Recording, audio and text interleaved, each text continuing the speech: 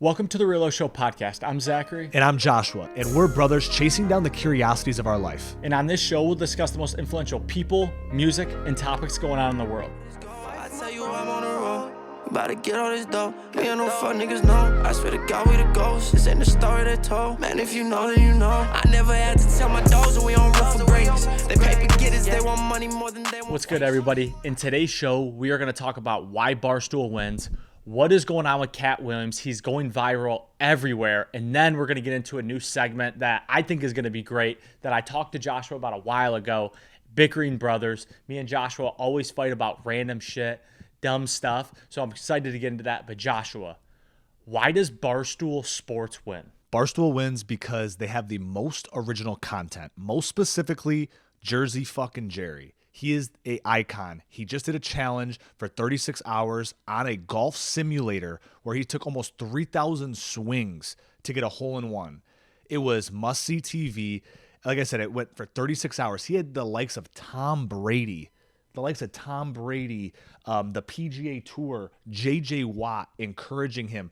Tom Brady tweeted out his YouTube link for a live. I mean, think about how iconic that is. And to even just put on the professional side of things, every publication in America picked up this story. Every publication. I think one thing to add to that, which is I think insane. One, when he was actually awake, because Joshua told me he was sleeping and had like 10,000 people watching him sleep, which is one, funny, two, kind of weird. But also on top of that, 40 to 50,000 people were live watching him do it consistently. That is like the power of live streaming. But I had this thought before we hit record. What Barstool Sports is for content, they create the culture of content. Whereas like Drake, like whatever Drake likes is cool in culture. That's what Barstool Sports is for culture. And that's why they just win. Everything they're on, everybody else is on. I know it's more so like in the sports world than anything else, but they affect everything. And the fact that like Jersey Jerry, who is literally like a plumber 2 years ago, is having Tom Brady spend time watching his live stream, supporting his live stream, and everybody was celebrating the win. And the fact that he also went for 37 hours and took 3,000 plus swings, like my back would be ruined. Yo, there were some iconic parts of that whole thing where he like had chiropractors in, and the chiropractor looks at him and he goes, Jerry, like, have you done anything like out of the ordinary? Jerry looks at him dead in his face. He's like, nah, doc, I'm just messed up. And I was like, this guy just took 1,200 swings at this time. And I'm like, it was just like Jersey Jerry, like Zachary had said before, 2 or 3 years ago, he was an electronic plumber. Like this guy was not in content. And to say that in that short amount of time that he has built this community and is one of the strongest creators on the internet. There's not a creator in America that doesn't know who Jersey Jerry is and is not going like, holy shit, I'm going to take some notes from this guy. I mean, Tom Brady is watching this guy for entertainment. Like that is insane to me. It's wild, but I want to transition into this new segment. What if I told you? But Joshua, have you seen what's going on with Cat Williams at all? Very vaguely, but only some like hot topic clips. Everything he is saying is hot, like hot clips. So for background, for people that don't know, one, Cat Williams is a legendary stand-up comedian and actor. Now, he went on Shannon Sharpe's podcast, Club Shay, which has been blowing up the last couple years. But he's talked about things from Cedric The Entertainer stealing jokes, mentioned something off the wall about Harvey Weinstein, has talked about Hollywood, even talked about how he got offered $200 million by the Illuminati to do a 20-series movie, whatever it is. And he was referencing Fast and Furious for people that don't know. Fast and Furious is on like Fast 10 or 11. Reference that in the way. But what I thought was most interesting out of all those things he said, I'm not going to get into whether he's speaking the truth or not, because truthfully, I have no idea. But he talked about in this.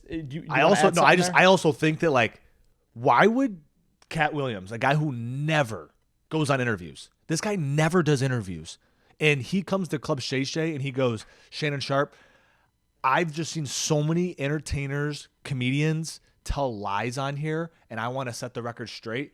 And it just made me think like a lot of the shit he says, maybe it's a little stretched out, but there's probably a lot of truth to the things he is saying. Like a lot of truth.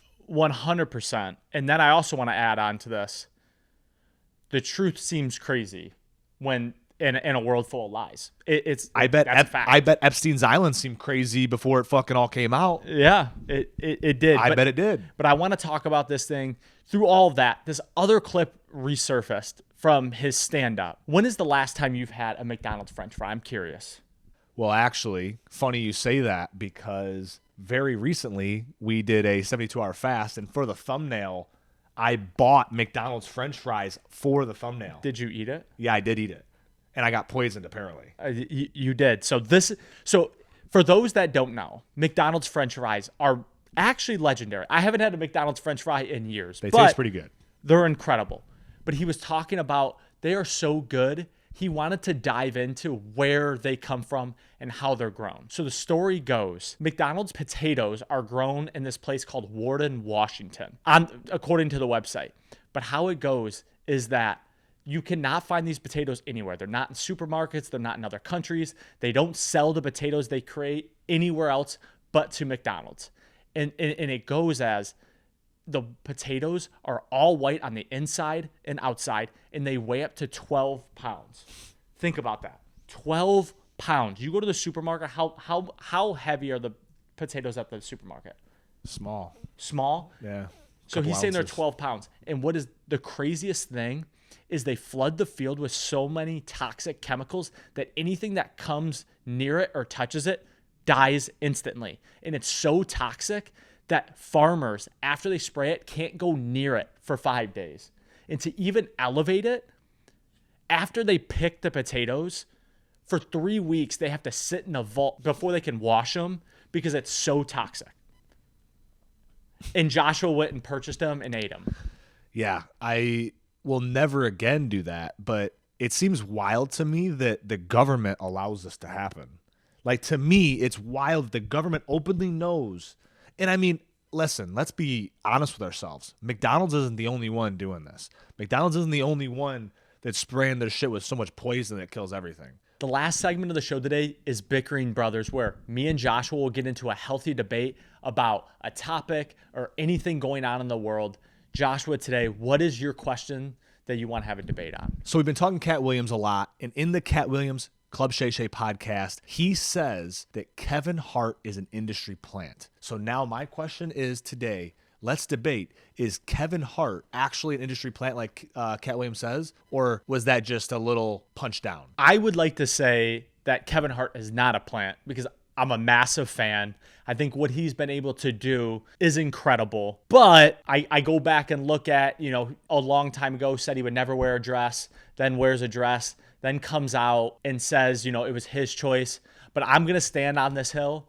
Kevin Hart is not an industry plant. He's a hard worker. I think he works harder than anybody. Serial entrepreneur.